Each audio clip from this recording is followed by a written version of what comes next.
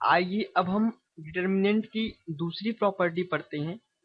इस प्रॉपर्टी में कहा गया है कि let A is equals to Aij be a square matrix of order n, then the sum of the product of elements of any row or column with the cofactor of corresponding element of some other row or column is 0. That is summation of Eij into Ckj, where j goes from 1 to n is equals to 0, and summation I is equals to 1 to n Eij into Cik is equals to 0. तो इस property में कहा गया है अगर हमारे पास कोई एक स्क्वायर मैट्रिक्स है जिसका ऑर्डर n है, तो अगर हम उसके किसी भी रोज को किसी दूसरे रो के करेस्पॉन्डिंग कोफैक्टर के साथ मल्टीप्लाई करें और फिर उन सब का एडिशन करें, तो जो आउटकम होगा वो होगा 0।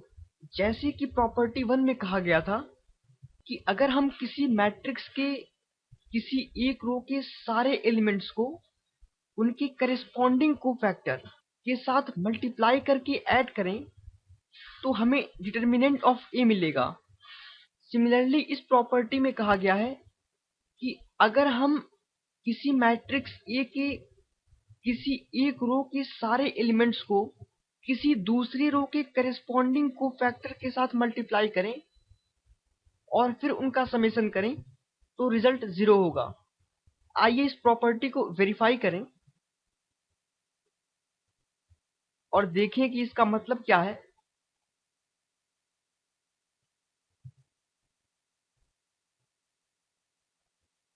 मान लीजिए हमारे पास कोई एक मैट्रिक्स ए है जिसके एलिमेंट्स हैं A11, A12, A13, A21, A22 और A23। थर्ड रो के एलिमेंट्स हैं A31, A32 और A33। हमें इस प्रॉपर्टी में क्या प्रूव करना है? हमें इस प्रॉपर्टी में ये प्रूव करना है कि मान लीजिए हम पहली रो लेते हैं, तो पहली रो के एलिमेंट्स मल्टीप्लाइड बाई किसी और रो के, मतलब पहली रो को छोड़ने के बाद दूसरी रो और तीसरी रो बचती है, तो दूसरी रो या तीसरी रो के कोफैक्टर को अगर हम करेस्पॉन्डिंग एलिमेंट के साथ मल्टीप्लाई करें और सम करें तो 0 होगा। दैट मीन्स E11, मान लीजिए हम दूसरी रो के कोफैक्टर ले रहे हैं, तो E11 into C21 plus E12 into C22 plus E13 into C23 is equals to 0। पहली रो के एलिमेंट को किसी और रो, दैट मीन्स किसी दूसरी रो के एलिमेंट के कोफैक्टर के साथ मल्टीप्लाई किया और सबका सम किया, तो हमें रिजल्ट जो मिलेगा वो 0 होगा। हमें इस प्रॉपर्टी को वेरीफाई करना है। तो E11 इंटू C21, हमारे पास C21 की वैल्यू क्या होगी? E11 इंटू C21 की वैल्यू कैसे ऑब्टेन करेंगे हम? -1 to power 1 plus 2 into E11, second row और फर्स्ट कॉलम छोड़ने के बाद जो मैट्रिक्स बचेगी उसका डिटर्मिनेंट फाइंड आउट करना है। That means E12, E13, A32 और A33 का determinant plus E12 into C22, तो E12 इंटू C22 की वैल्यू क्या होगी? -1 टू पावर 2 प्लस 2, और C22 की वैल्यू कैसे निकालेंगे हम? सेकेंड रो और सेकेंड कॉलम को छोड़ने के बाद जो मैट्रिक्स मिलेगी उसका डिटर्मिनेंट निकालना है।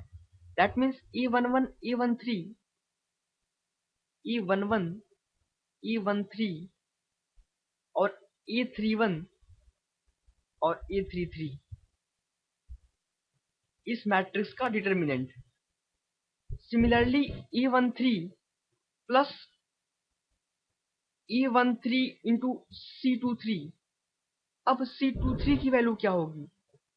C23 की वैल्यू होगी -1 to power 2+3 into determinant of C23 के लिए हम दूसरी रो और तीसरी कॉलम छोड़ेंगे, तो हमारे पास जो मैट्रिक्स बचेगी उसका डिटर्मिनेंट निकालना होगा।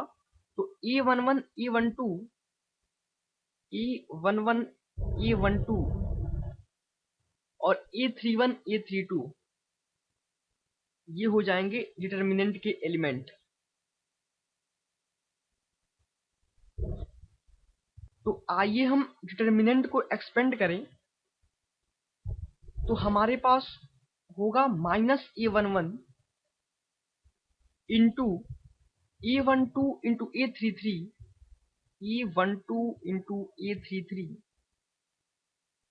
Minus A13 into A32 plus A12 into A11 into A33 that means A11 into A33 minus A13 into A31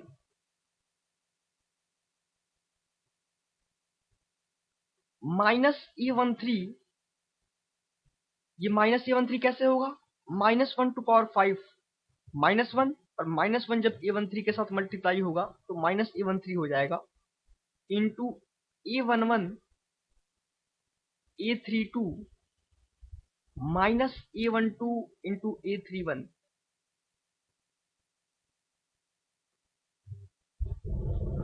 और अगर आप इस A11 को इस ब्रैकेट में मल्टीप्लाई करते हैं, A12 को इस ब्रैकेट में मल्टीप्लाई करते हैं और A13 को इस ब्रैकेट में मल्टीप्लाई करते हैं और इस एक्सप्रेशन को सॉल्व करेंगे तो आपको इसकी वैल्यू 0 मिलेगी।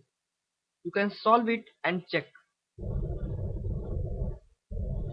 सो एक बात यहाँ पर ध्यान रखिए, प्रॉपर्टी 1 में जब आप प्रॉपर्टी 1 देखेंगे, जो मैंने पहले लेक्चर में बताया है, तो प्रॉपर्टी 1 में कहा गया था कि A11 into C11 plus A12 into C12 plus A13 into C13 is equals to determinant of A। इस प्रॉपर्टी में कहा गया है कि अगर आप ये रो लेते हैं तो इसे छोड़कर कोई और रो लीजिए और उस रो के एलिमेंट्स के कोफैक्टर के साथ इस एलिमेंट को मल्टीप्लाई कीजिए। दैट मीन्स मैंने एग्जाम्पल के लिए इस रो को छोड़कर दूसरी रो ले ली है और A11 इंटू C21 किया है प्लस A12 इंटू C22 किया है प्लस A13 इंटू C23 किया है। तो इस एक्सप्रेशन को सॉल्व करने के बाद जो वैल्यू आपको मिलेगी वो होगी 0। तो प्रॉपर्टी 1 और प्रॉपर्टी 2 में जो डिफरेंस है उसे समझिए।